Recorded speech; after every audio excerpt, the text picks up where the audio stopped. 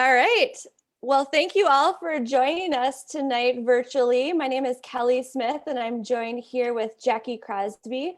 We're both reporters at the Star Tribune newspaper, and we're going to be discussing today a little bit about local journalism and how we work in the industry. If you've never met a journalist or interacted with one, we're going to kind of give you a behind-the-scenes look at the Star Tribune. And then whether you read the Star Tribune or you get your news from other sources, we're going to talk a little bit about social media. And there's a plethora of information online and on social media every single day. So we're going to share some tips on how to verify if that information is accurate enough or accurate or not. Susan, is everything good for audio and everything? I'm going to assume so. Sorry, I had muted myself. No worries. Okay. Yeah. Great. Well, then we'll just keep rolling and let us know if anytime. So we'll take some questions at the end, and you can just add them into, I think, on the Facebook chat. And then Susan will be sharing those with us so that we can answer those questions at the end. And we'll just roll through our presentation until then. So the pictures that you guys see here, well, first of all, just a disclosure, Jackie and I are talking as individuals at the Star Tribune. This isn't a company presentation by any means. So this is just the two of us wanting to share some more about journalism, a little window into the world that we work in every single day. So the pictures up there are from our newsroom, which is located in downtown Minneapolis. And like a lot of businesses, we closed last March due to COVID-19. And since then, most of us have been working from home, which is unprecedented for our industry. We've never done that in our 150 years as a newspaper. So we've learned as we've gone. A lot of people don't know the newsroom is operating every single day of the year, 365 days, almost 24 hours a day. We have someone staffed ready to cover any breaking news that comes up. We also have a couple reporters in Washington, D.C. They cover Minnesota's congressional delegation. So we don't have anyone covering the president per se or the administration. We, as a Minnesota newspaper, we cover Minnesota news. So we cover Minnesota's congressional delegation and how that relates to Minnesota. And we also have a couple reporters up in Duluth. We reopened a Duluth bureau there. So we're covering greater Minnesota more. And just, I think it was a week or so ago, we announced a new St. Cloud bureau. So we have a reporter there as well. Anything, Jackie, I missed? Sounds good. I just realized I didn't turn my cell phone off, though. It'll probably ring, so I'm doing that right now. Great. While you do that, I'll talk about the next slide. So we just want to address what the media is. It's a phrase that is used quite a bit and can be sort of a vague term. You know, journalists sort of bristle at it because it's so all-encompassing. And so it kind of addresses a very monolithic sector that can vary very, very, very drastically. And so why I wanted to bring this up today was just because when you're talking about the media, it could be, you know, anything from bloggers to cable news to local newspapers. So today we're representing local newspapers, so we can't address those other elements. We're just here as newspaper reporters. And the other reason why that's key is that depending on what you're referencing when you're talking about the media, we all have different ethical standards and ethical policies. So we'll talk a little bit later about how local newspapers operate and the ethical policies that we follow. I'll give you an example. You know, sometimes on national TV news networks, they will pay a source to do a really high profile interview. At the Star Tribune, we would never pay for an interview. We don't pay for really anything. So Instagram influencers, they might post a picture of a burger they had last night and they got paid from that restaurant for posting that. We have a restaurant critic who normally would be reviewing 250 restaurants a year before COVID.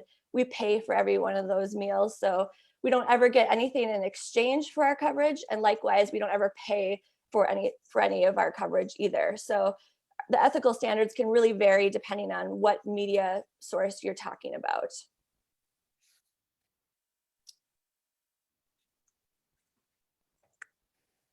These are some of our notable front pages over the years. The one on the far left there is our very first issue in 1867. That was the year that Minneapolis was incorporated as a city. So that makes the Star Tribune older than the Boston Globe, the LA Times, or the Washington Post. So point of pride for Minnesota that we have a long history here in the state. And like I said, these are some of the notable front pages. So these are sort of anomalies in our front page world, but typically, people ask how a front page comes together, and typically it's 5 stories, and 4 of those usually are Minnesota news. So we're a Minnesota newspaper, so we're covering Minnesota news front page every day. So they meet usually a couple times a day to decide what the front page will look like. Reporters like Jackie and I are not part of those discussions, but they're usually looking for a mix of stories. So it's not all 5 political stories or all 5 crime stories. They're looking for a mix of different topics that reflect the day's news. And of course, we have a whole group of digital folks who are updating our website nonstop throughout the day. If it's a big breaking news story, that story could be updated several times throughout the day as we're learning information in real time. Anything else, Jackie, to add? Sounds good. Let me know if I forgot anything. So how does a newspaper come together each day? Well, Jackie and I are both beat reporters. So Jackie works in the business section and I work in the news section. So obviously, if you've picked up a paper, there's a news section, business section, variety, and sports. So we probably are not good experts on our sports section, but we can talk about business and news. And so within each of those departments, there are reporters like us who are beat reporters. We're assigned a different topic.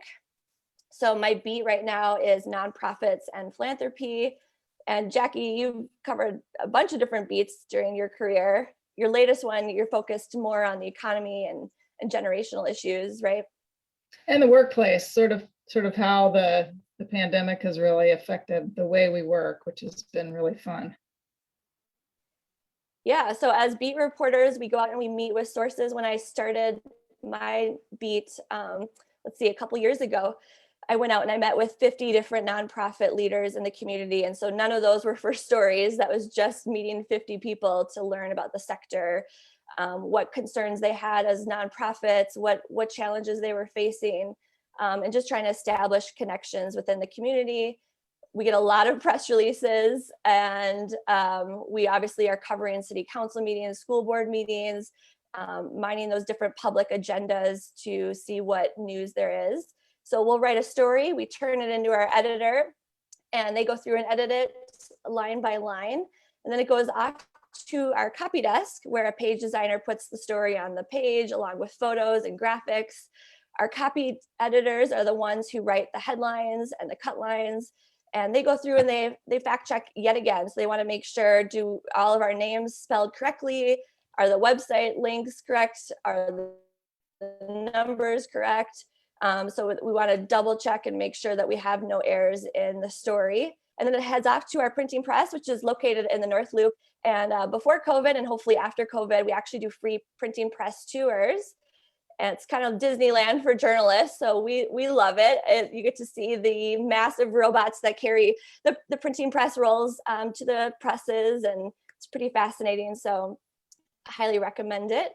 And a lot of people don't know, we actually have 2 different editions for our print edition. So one that goes to Greater Minnesota and one to the Metro. And that's simply because of the time difference of those trucks, traveling to Greater Minnesota. So, oftentimes this plays out on election night or with sports scores. So on election night, the polls in Minnesota close at 8 p.m. As reporters, we have, usually about an hour to turn in our story, maybe less. And a lot of times the polling results aren't known at that hour. So we'll write a story saying these 2 people ran against each other in an election. We don't know the results. And that will go to our Greater Minnesota edition. Then we have an hour to update it for the Twin Cities version and hopefully get the results in there.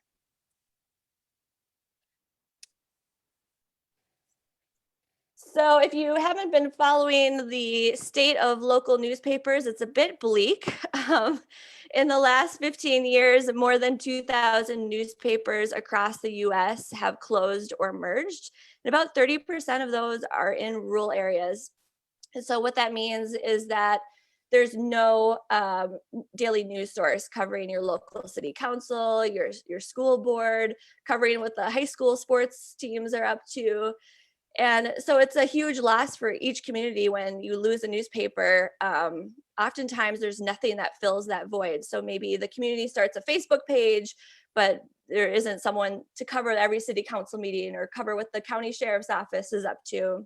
So some researchers have found that when newspapers close, local newspapers close, that fewer people run for election, fewer people vote, and bond spending can go up from municipalities. So there are real costs to local communities, and it's very sad to see. Of course, during COVID, the pandemic really accelerated that decline. So just here in Minnesota, 7 newspapers closed just in 2020, including the Eden Prairie News, the Hastings Star Gazette. So very sad to see these newspapers that have been around for decades, or in some case since the late 1800s, have shut their doors. And a lot of people don't know that newspapers rely on only 2 sources for revenue: advertising and circulation. Circulation is obviously subscribers. So when COVID hit, advertising basically evaporated for a lot of newspapers. And so when you lose that critical source of revenue, that was pretty difficult for a lot of papers to weather. And over time, newspapers have tried to rely more and more on subscribers than advertising. So at the Star Tribune, I think about a decade ago, the split was about 80-20, I think, and now it's more 50-50 from ad revenue versus circulation revenue. So when you get those pop-ups on websites for subscribing to a local paper, that's why, is we don't work for free. So we're hoping that more and more people will support local newspapers. And I included this Pew Research study found that 71% of people think that news organizations are doing just fine financially, yet 14% support news, actually pay for news. So that shows you the disconnect there between people wanting to support local news. The New York Times and the Washington Post have both seen a huge surge in the number of subscribers in the last few years, which is fantastic for them. I think the New York Times is over 7 million digital subscribers. And so to put that in perspective, we have about 100,000 digital subscribers, and we have 230 journalists versus the New York Times has about 1,600. So the more your revenue goes down, the fewer reporters or journalists that you can employ. And so it's a sad cycle to see.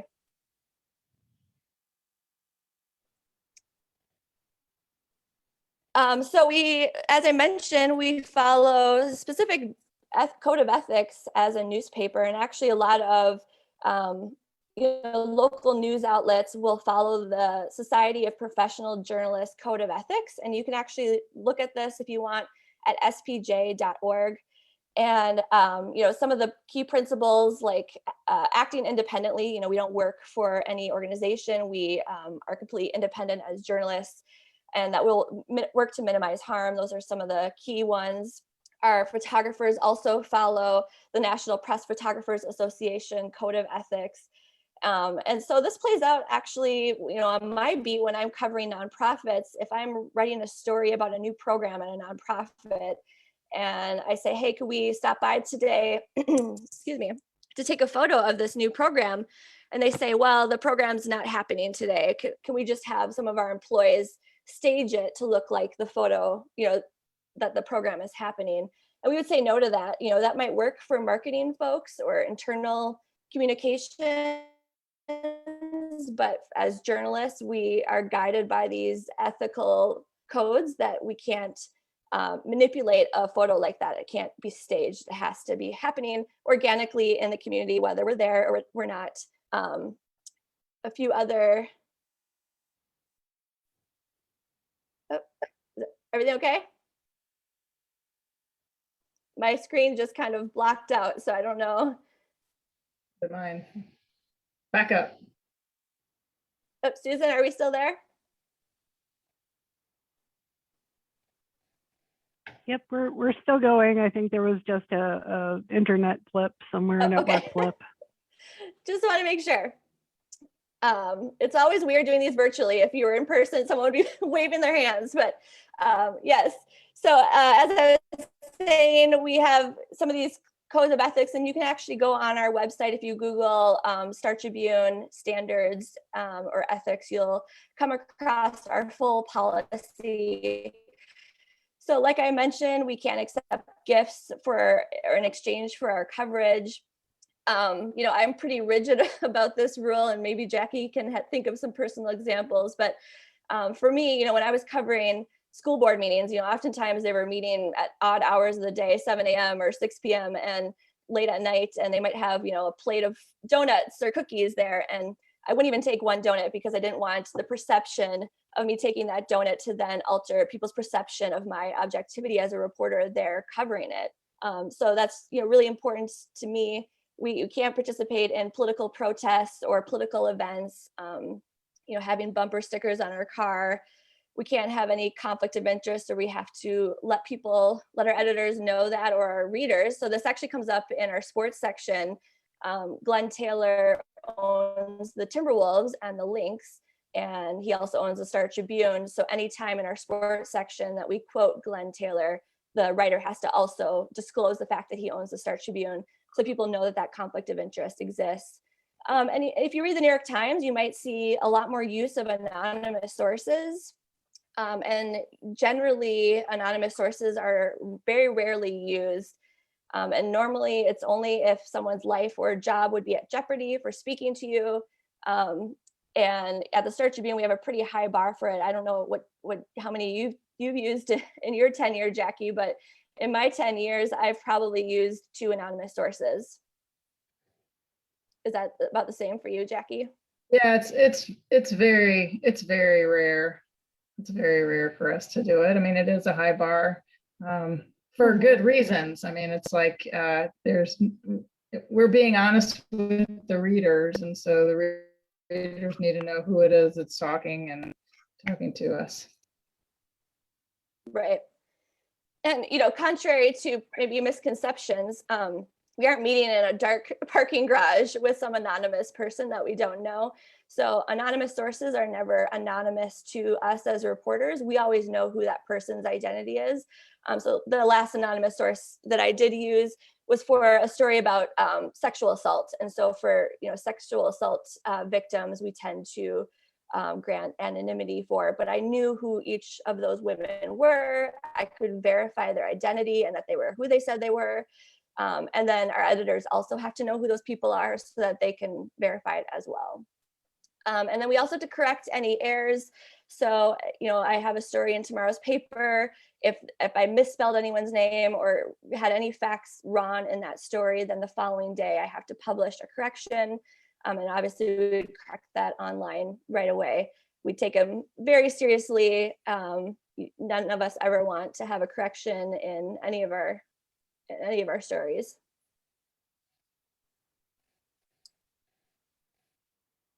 So if we were there, I would ask people in person, how many of you know the difference between opinion and news? So the Star Tribune, like a lot of newspapers, we have a separate opinion and editorial section, and the people who write the editorials are pictured there on the left. So they are completely separately run and independent from the newsroom. Jackie and I have no idea what is in tomorrow's op-ed section until we pick up the paper tomorrow, just like you. So we have no idea the editorials that they're weighing in on, or which letters to the editor are being published, or the different columns that are running. And then we also have opinion columnists throughout each of our sections: news, sports, variety, and business.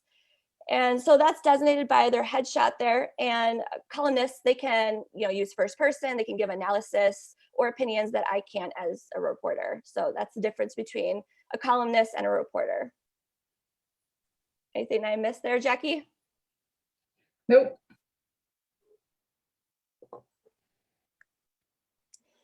Advertising, hopefully most people know the difference between advertising and news.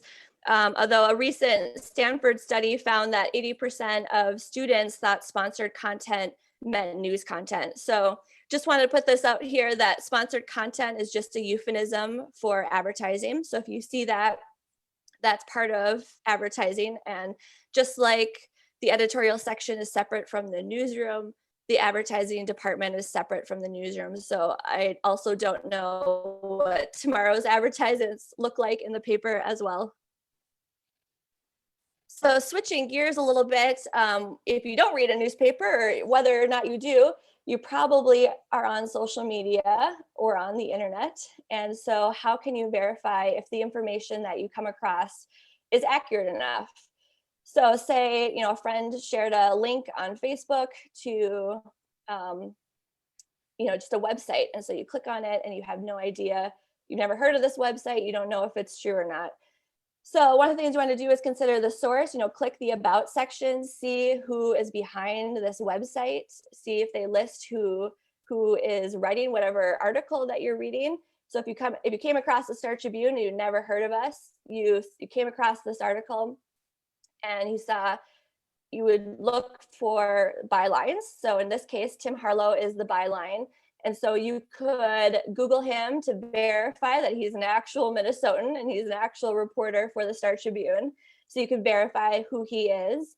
So, if you see websites where there's no bylines, that would be a red flag to me because they're not showing credit for who wrote that. And we have our contact info on every story. So we're being transparent in that way. You also want to check the dates. A lot of times stories will go viral on social media years or months later for some political reason. And so you want to check the date and make sure that what you're reading is up to date and accurate. You obviously want to look to see whether there are more sources in the story than just one, or are they just press releases. You want to, you could check your own biases or check with experts. And this is just a shout out to the Carver County Library and all local librarians. They love facts. And so they're great to check with. If you come across something, this is from a librarian association. So librarians are great resources for fact checking information. And as I mentioned, if you came across a website, do they list their policies and standards like we do? Do they have corrections? That kind of thing. So, at the beginning, we mentioned how different media organizations have different ethical guidelines. So hopefully everybody knows that TMZ is a little different than the Star Tribune, but I'll just use that as an example. So TMZ was actually the very first organization to report Prince's death a couple years ago. So it wasn't any Minnesota organization, it was TMZ. And, they famously can pay, ambulance workers or, different sources for information. And they can pay thousands of dollars for that information. And they have no bylines. They don't have to ever list their sources. So they can just say sources said, and then reveal the information. So at the Star Tribune, when Prince died, we needed to confirm that from law enforcement first. We couldn't just report something like that. So that's just one example of how different news organizations operate.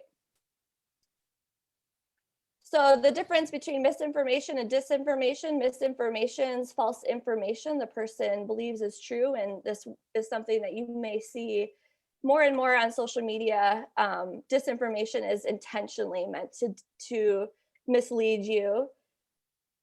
So if you're scrolling through Instagram or Twitter or Facebook, you might see some really dramatic photos. How do you tell if those photos are accurate or true? So this is from the Australia fires in 2020, and both of these photos got thousands of likes and retweets. How do you tell that this is not fake news, right? Well, a couple red flags to me is people in the comments are accusing the photo on the left of being photoshopped. So that's a red flag. That doesn't necessarily mean it has been photoshopped, but it should be one red flag. on the right, the person, the timestamp shows them tweeting from Texas.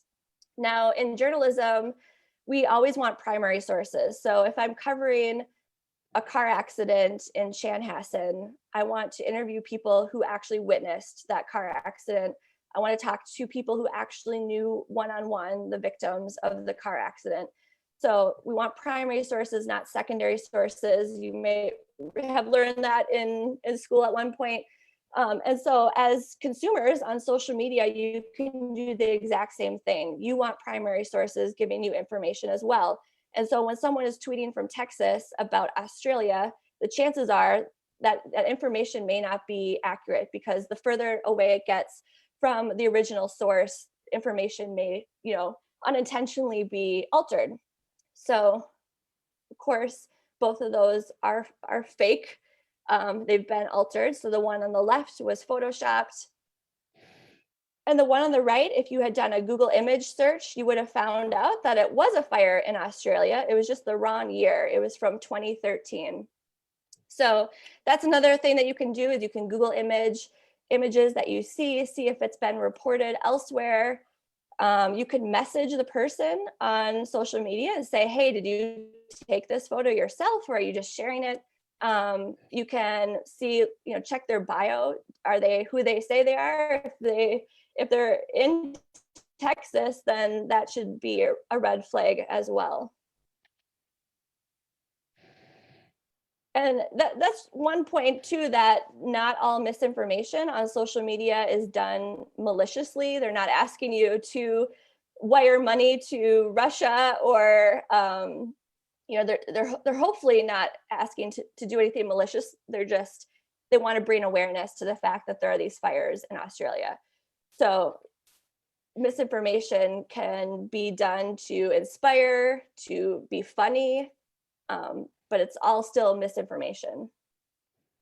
So at the beginning of the pandemic, there were lots of viral photos of animals coming out of the wild because people were in lockdown. And this photo is from Venice, of dolphins in the ports of Venice that were there, that had never been there apparently. And there was also photos of swans in the canals of Venice. Well, it turns out that the dolphins were photographed hundreds of miles away, and the swans are always there in the Venice canals. And so National Geographic wrote this story, and they reached out to some people who were behind these viral social media posts. And one of them was a woman in India who had posted about the swans, and she had gotten thousands of likes and retweets. And so they called her up and said, why do you have this picture up, which she hadn't taken? This is part of misinformation. And she said, well, it's the most likes and retweets she had ever gotten, so she wasn't going to take it down. And so that just shows you how quickly misinformation can spread on social media. And again, these are, super malicious information. This isn't political, hopefully, in nature. These are just about cute pictures of animals. But it shows you just how fast things can spread. And if pictures of animals can spread quickly that are not true, think about how quickly political information or other serious information can spread that quickly as well. And it really just shows that as individuals, it's up to each of us to verify information before we amplify it. So before you like it or retweet it or share it, or even click on it, you need to verify that information yourself. And that's a lot of extra work for each of us that has a social media account. But if you aren't verifying it and you're sharing it or amplifying it in any way, and you haven't verified that it's accurate, then you could be contributing to misinformation as well. The News Literacy Project is a national nonprofit, and they have a lot of great resources online. They have a quiz you can take to see how news literate you are. And they have lots of tips like this about how to verify information before you set it. It takes extra work for us as individuals who have social media accounts, but it's really becoming more and more important.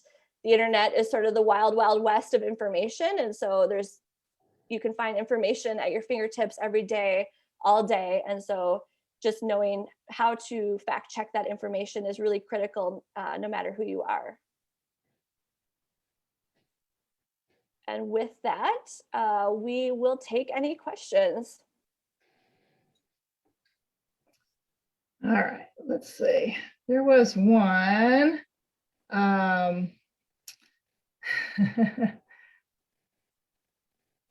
So all high schoolers should get this. Yes, it's hilarious. Yes, thank you. All high schoolers should get this, and thank you, librarians, for the fake news sheet. And I'm glad we can piggyback on all of your great work too. There was a question about the copy desk, and do they still print stuff off, or do they do it on a computer? I have often sat in, I was a copy editor earlier in my career, and sometimes I'll sit in and do a shift. And it's actually the easiest way to do the checks on the pages. So in the old days in the newsroom, they would actually print the paper out and sort of spread it around to a bunch of people, and you would check it off if you've read you've read every headline, you've read every cut line, you've read every story for typos, and then you give it back to the person in the room. But I'm guessing that's gone by the wayside now that we're working in our silos everywhere. Yeah, I haven't talked to our copy desk to see what they're doing at home, but I know when COVID first hit, it was a huge scramble. So we all ran home, and our copy editors and page designers were using their TV screens as their monitors to try to read the pages, because you have to kind of blow up the page to read it all. So I don't know what they're doing now, but yeah, it's been a different challenge working from home for sure.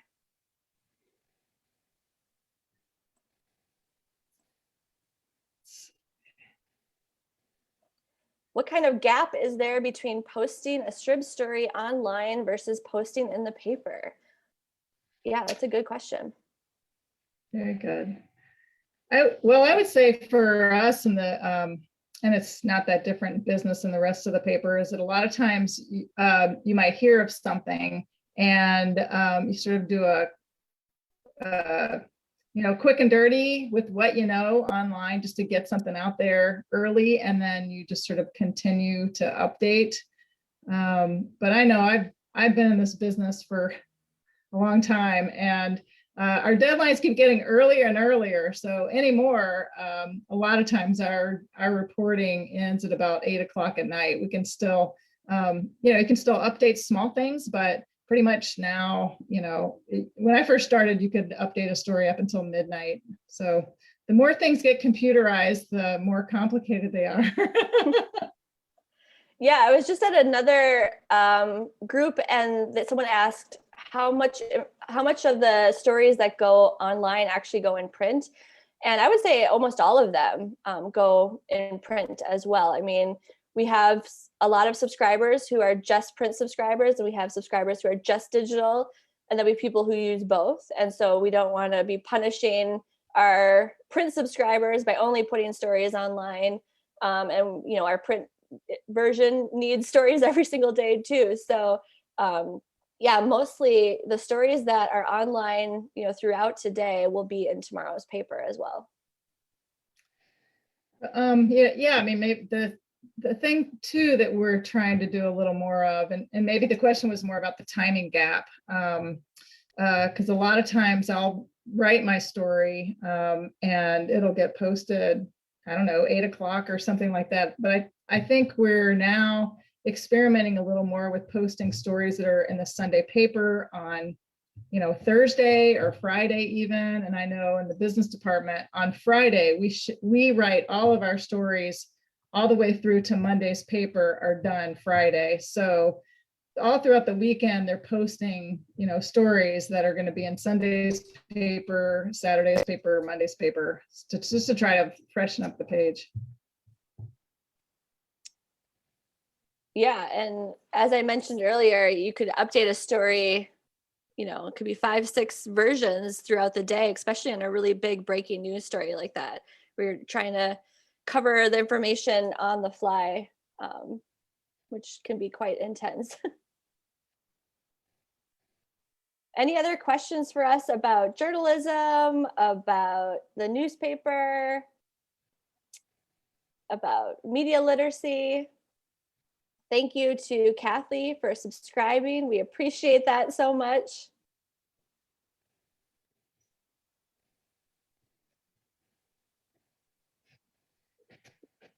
Well, as we wait for questions, I'll think of a few of the other common questions that we get. There's been a lot of discussion about objectivity in journalism, and so we often get questions about that. And I guess what I would say, maybe Jackie, you want to weigh in on this too, but as a newspaper industry, especially in the last year, we've been a lot more cognizant about how we cover communities of color and and other minority groups within Minnesota. And so we've increased our race and immigration coverage at the Star Tribune. And we've talked a lot about how scrutinize our own coverage, our own articles, how the photos appear in the paper. So it's been a very interesting evolution too for us as newspaper reporters. I don't know if you want to add to that, Jackie.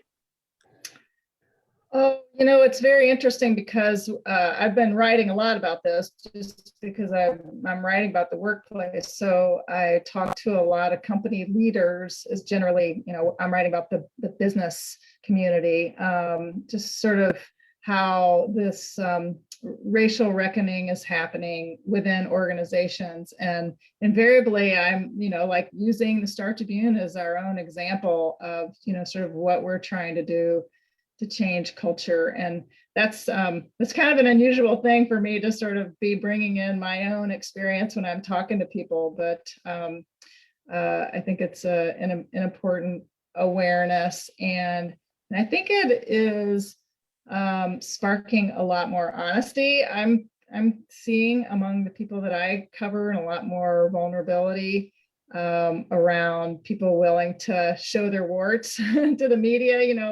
A lot of times, and maybe this is just a good point to add too, is that a lot of times, people think we're coming to them for a quote, like we're looking for a good quote. So there's a lot of anxiety sometimes when we talk to people that they want to say the right thing. And generally what I say is that I'm looking for information. I mean, we're not experts. We're not experts in anything, even if it's our beat. We are sort of representing readers and the questions that readers would have and the stories that readers would find important and compelling and interesting. And so whenever I come to people, that's really what I say I'm looking for. I'm not looking for a quote. I want you to tell me what you know, help me understand. And I think, most journalists sort of come from that notion of, help me understand so that I can explain whatever it is to other people. Mm-hmm. Another question I got recently was, the saying, it bleeds, it leads, and how does newspapers, in particular the Star Tribune, sort of balance that, the crime and just the constant sort of bleak news like that. Oh, I'm echoing a little bit. Sorry about that. And in 2018, I think it was, the Star Tribune launched a brand new section called Inspired that is published every Saturday. And that was one effort to try to find solutions-driven journalism, features on organizations, programs, people who are making a difference in Minnesota. And so that's published every Saturday. And our editors are always conscious of, like I said at the beginning, not having five crime stories or 5 political stories all together. So trying to balance that out with features on everyday Minnesotans or slice of life stories, to try to balance that out a little bit. If you watch the TV news, a lot of times the very first stories are just a bunch of crime stories, and it can be it can be overwhelming. And I think they also try to balance that out too with more lighter news, just so that it's not all crime stories or all news like that.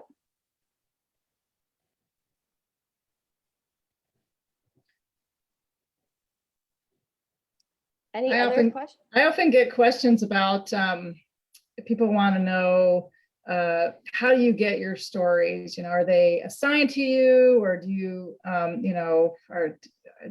is there like just a list somewhere and you get to pick from that? And there's no real straight answer, but generally, those of us who have a beat or an area of specialty, the more people we meet and talk to, the more ideas we get. So best case, it comes from us, from us talking to people and people who are out there in the community. I mean, we're like one person. And so people often are surprised, if I'll get an email from a reader with a story idea, they'll go, gosh, I never expected you to get back to me. And, our currency is ideas. That's what we're all about. So obviously we do get story assignments from other people all the time. And if there's breaking news, I mean, there's sort of different types of stories, but I would say generally most of the stories are generated by the reporters and by the people that we talk to. Would you say that's right, Kelly? I would totally agree. Yeah, and it probably depends on certain beats, but as a nonprofit reporter, I probably write 90% of our stories that I've developed myself, and 10% might be assigned to me. Kirsten has a good question. Do you have recommendations for how readers can think critically about breaking news? And talking about how breaking news is oftentimes not the correct version. And there's a great saying about journalism that newspapers were the first draft of history. So absolutely, sometimes that information can change over time. And you mentioned COVID. I just am thinking of how at first, we weren't supposed to wear masks because there weren't enough masks, and then that guidance has changed. So yeah, I mean, especially for breaking news stories, we've had some really horrific mass shootings the last week. And if you look at the News Literacy Project on social media, I just saw a post recently where they said exactly that you need to be very careful when you're, as a news consumer, consuming breaking news stories, because that information we're learning in real time. And so we're trying to keep up with that as much as we can, but it may not be completely accurate at that moment. Or, I know yesterday, the Denver, the Colorado shooting in Boulder, initially they said 6 people had died, and later that was found to be 10. So that wasn't, inaccurate information. It was as much as law enforcement could say at the moment. But those stories are ever evolving as information comes out. So as a news consumer, I think you just have to know when you're reading breaking news that this information is fluid.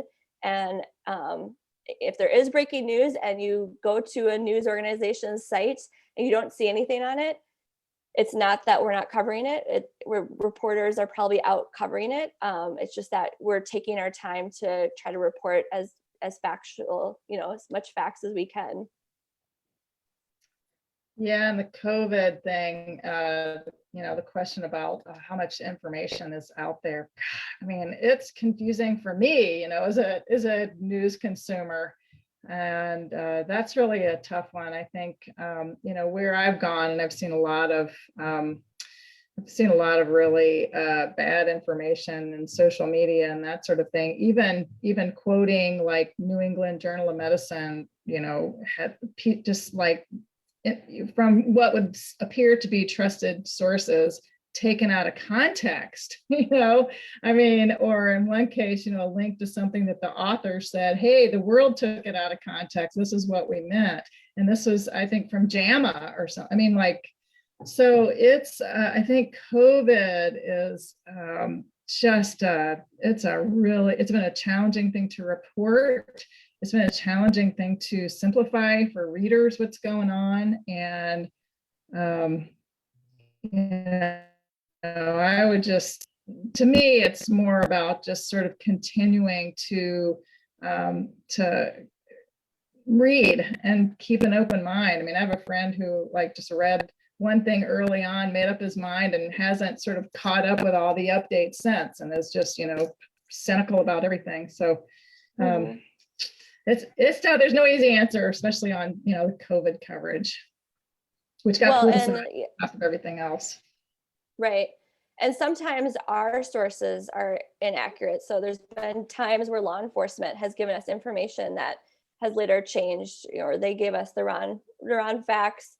Or, we deal a lot with PR folks, so public relations, each nonprofit, it seems like, or business, or even actually cities and counties have communications staff that reporters are supposed to go through. And so I've been given inaccurate information through those folks. And the best, sort of way to combat that, of course, as reporters, is to find more than one source so that you can, verify that information. I don't know if Jackie, you want to talk about how you fact check, but, for me, I try to go through each story, and if I'm in the office, I print it out because I'm old fashioned, and I circle all of my names and my numbers, and I go through and triple check, did I spell that name right? Because the worst correction is misspelling someone's name, I think.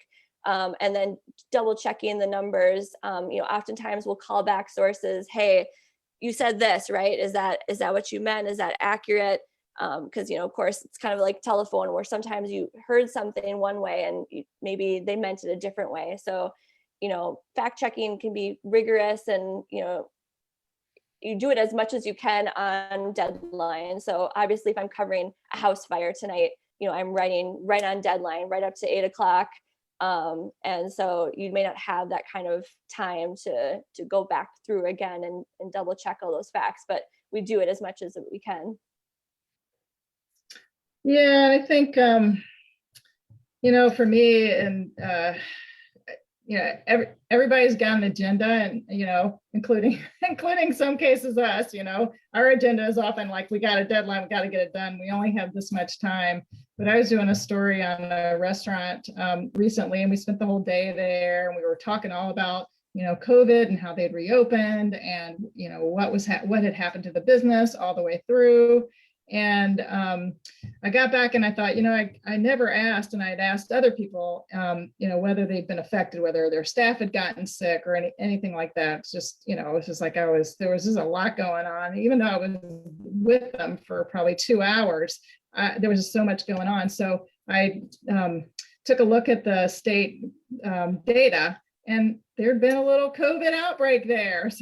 So then what I do, instead of like just reporting those numbers, is I call the restaurant guy back and I go, hey, I see that you had there were 26 cases, you had like a little outbreak at your restaurant. And so he had a chance to then give me some context about that, about who it was and what he did. And turns out he tested positive as well. So, so I gave him a chance, I didn't just blindside him with that.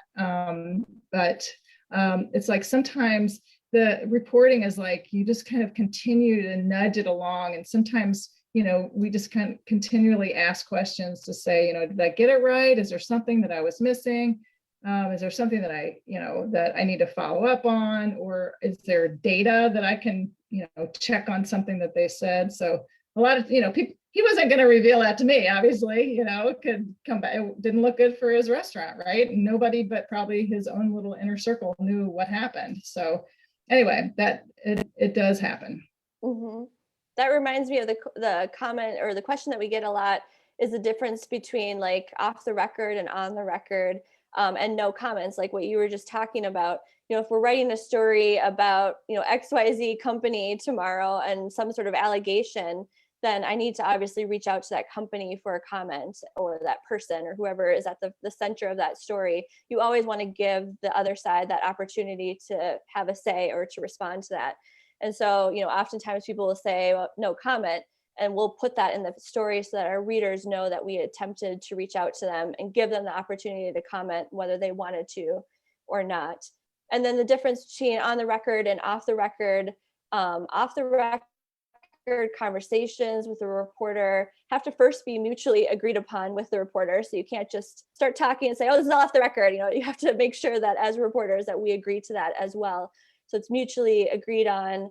And we would agree to that if we could receive information on background that we wouldn't be able to then attribute to you because it was given to us off the record. So sometimes people will say, you know, can I go off the record to tell you this context beyond the story that maybe won't be helpful for reporting, but just for your own background as you write the story. Or here's some information that I can share with you, but you're going to have to go verify that from a second source on the record. Anything, Jackie, to add to that?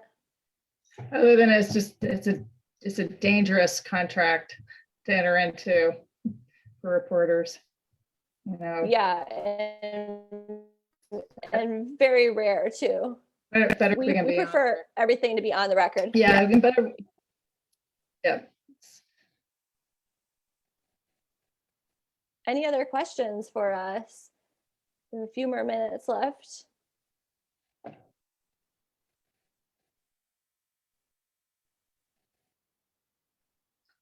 Well, if you have any story ideas, yeah, we will also take story ideas.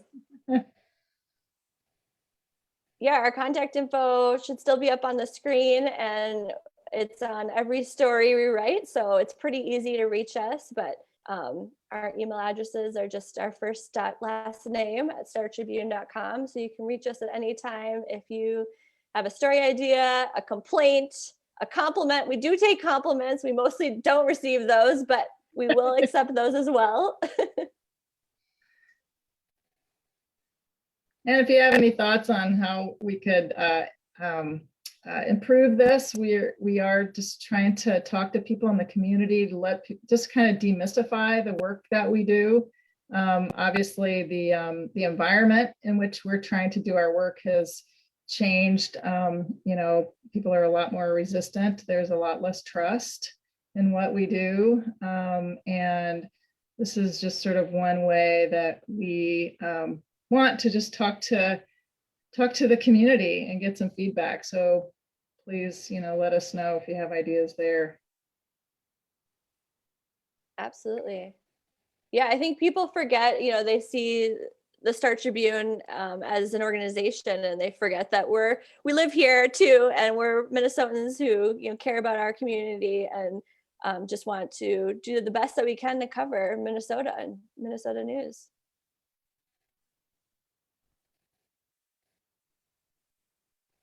Well, we can wait a couple more minutes if anyone has any other questions. Otherwise, I'll just start asking questions of Jackie. Jackie, how did you get into journalism? I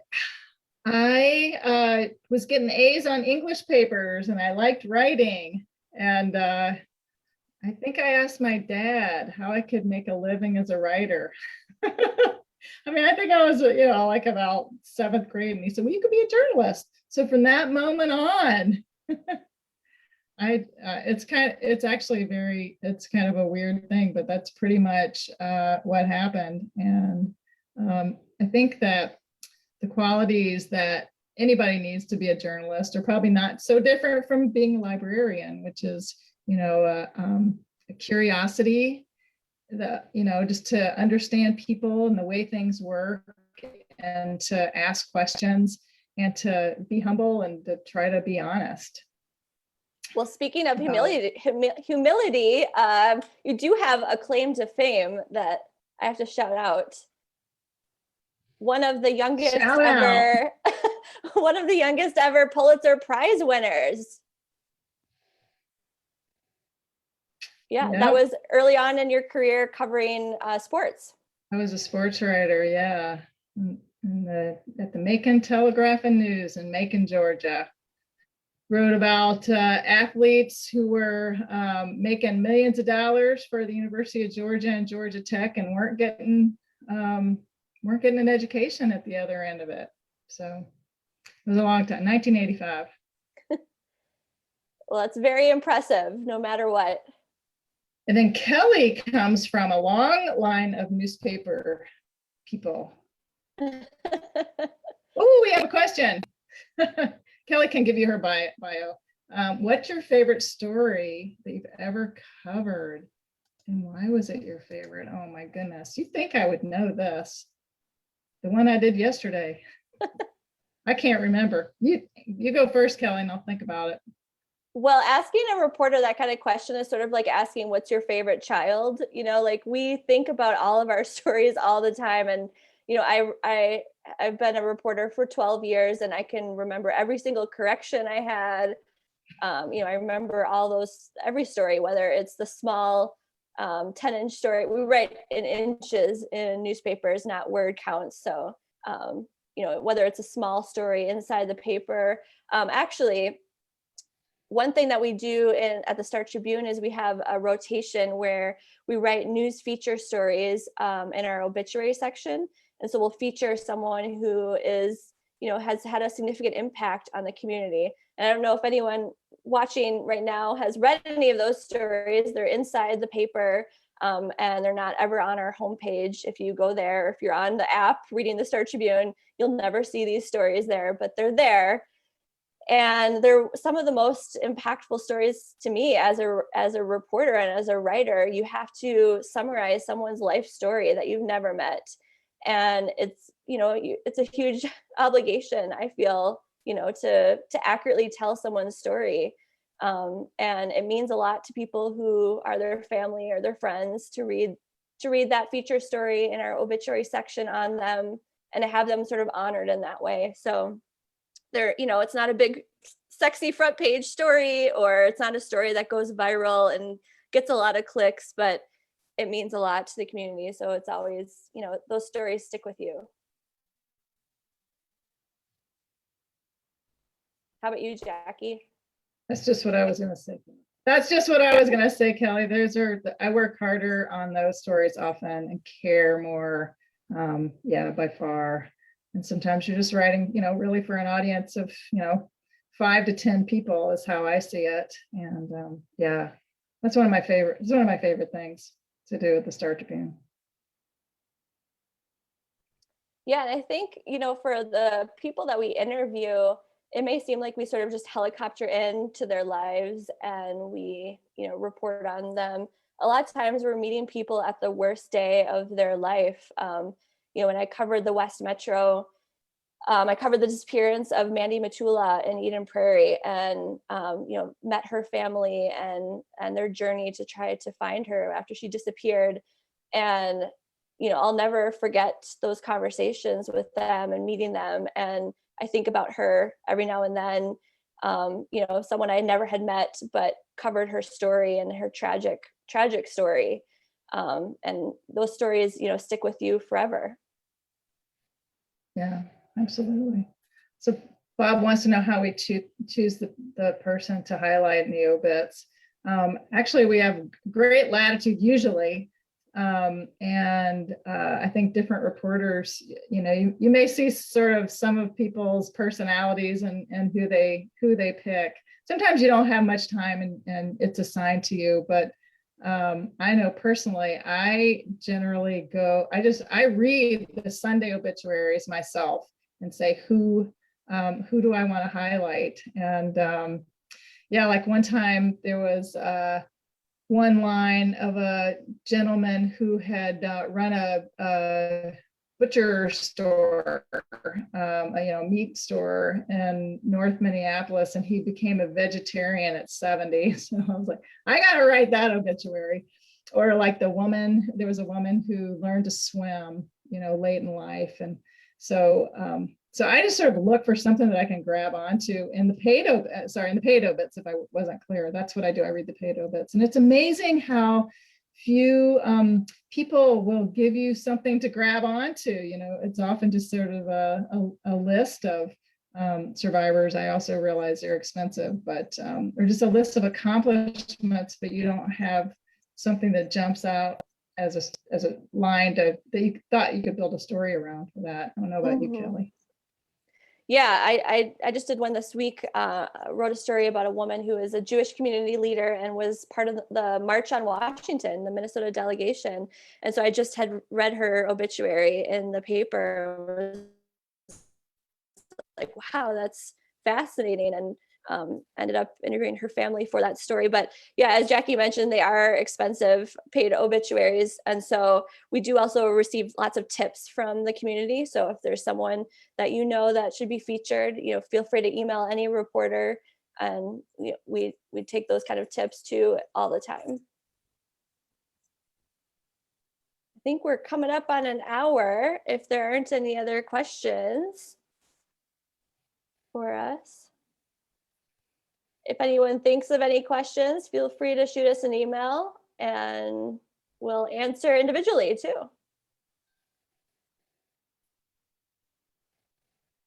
Well, great. Thanks you. for having us. We appreciate it. Thanks for joining us today. Good luck.